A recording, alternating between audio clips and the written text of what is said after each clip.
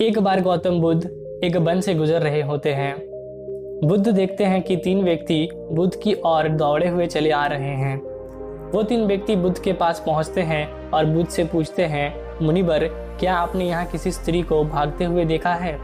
बुद्ध कहते हैं, नहीं, मैंने तो यहाँ कोई भी स्त्री को भागते हुए नहीं देखा। बुद्ध आगे पूछते हैं, परंतु आप तीनों इतने परेशान क्यों हैं?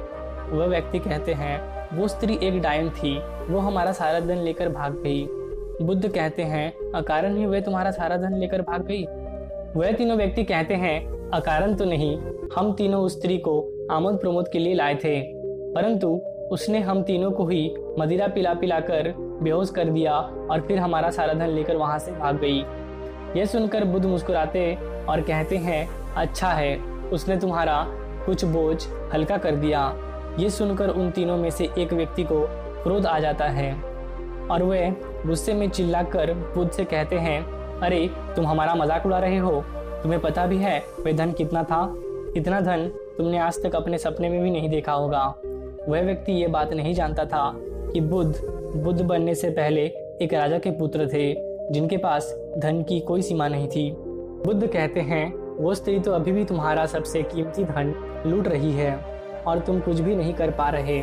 उन तीनों व्यक्तियों ने आश्चर्य से कहा, परंतु ये कैसे हो सकता है? धन तो उसने हमारा कल रात लूटा था, पर आप ये क्यों कह रहे हैं कि वो अभी भी हमारा धन लूट रही है? बुद्ध कहते हैं, धन उसने भूतकाल में लूटा था, लेकिन तुम उसके बारे में सोचकर अपना वर्तमान गंवा रहे हो। वो तुम्हारा वर्तमान भी चुरा रही है। ऐसे हो सकता है कि तुम उसे भविष्य में पकड़ लो और दंड दो, परंतु उस भविष्य और इस भूत के चक्कर में तुम्हारा वर्तमान तो खराब हो ही रहा है और यही सबसे बड़ी समस्या है। तुम भूतकाल का बोझ उठोए उस भविष्य को बदलने का प्रयास कर रहे हो जो अनिश्चित है और खो रहे हो अपने वर्तमान को।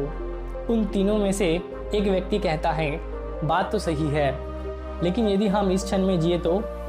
बुद्ध कहता है, इस क्षण में जी पाए तो तुम अपने आप को जान पाओगे और अपने सारे दुखों का कारण भी जान पाओगे।